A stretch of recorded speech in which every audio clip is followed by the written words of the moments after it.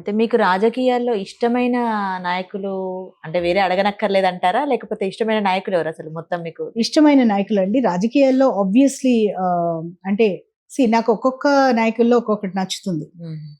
వాజ్పేయి గారు బాగా నచ్చుతారు, మోడీ గారు నచ్చుతారు.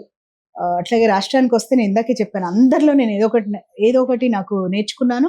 అందరిలో కూడా అడ్మిరబుల్ క్వాలిటీస్ ఉన్నాయి. So I like all of them actual. అట్లాగే అంటే వేరే పార్టీస్ నుంచి అంటే ఎన్టీఆర్ గారు అప్పటికి నాకు అంత, నేను చిన్నపిల్లనప్పుడు అంత తెలియదు కానీ, but is a very charismatic leader.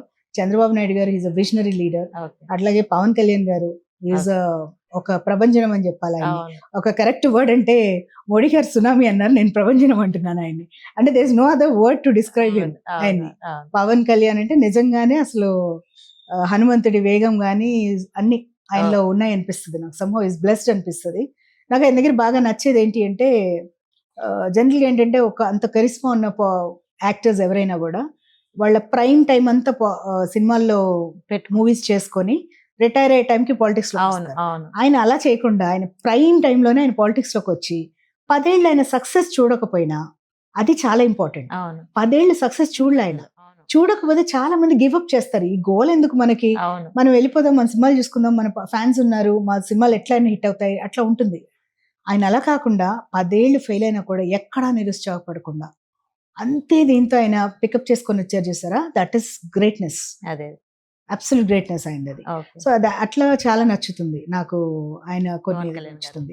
ఇక చంద్రబాబు నాయుడు గారి గురించి నేను కొత్తగా చెప్పక్కర్లా, ఆయన ఇంత విజనరీ లీడర్. ఇవాళ హైదరాబాద్ ఇలా ఉంది అంటే just because of him, just because of him. ఇంతమంది సాఫ్ట్వేర్ లో వచ్చారు. అట్లాగే చాలా మంది ఇండియా రావడానికి కూడా ఆయన కారణమయ్యారు. మాలాంటి వాళ్ళం అందరం మేము ఇండియా బ్యాక్, ఈ మా కంట్రీ మేము రావాలి అనే దానికి ఒక స్ఫూర్తి కూడా ఆయన కలాం గారు. ఆయన యుఎస్ వచ్చినప్పుడు ఆయన మీటింగ్స్ కి వాటికి వెళ్ళేవాళ్ళం కదా, ఆయన ఎప్పుడు అర్జ్ చేసేవాళ్ళు, మీరు కంఫర్టబుల్ గా ఉన్నారు, you have to give back to the society, వచ్చేయండి, వచ్చారు ఇక్కడ చదువుకున్నారు, you are comfortable but you come back అనేవారు అందరికి. అంటే జనరల్ గా చెప్పేవారు అందరికి, డయాస్పోరా అందరికి.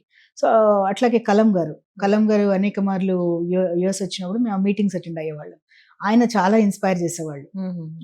యూనో ఇండియాకి మీలాంటి వాళ్ళు అందరూ వస్తే బాగుంటుంది, మనకేం లేదు అన్నీ ఉన్నాయి అని.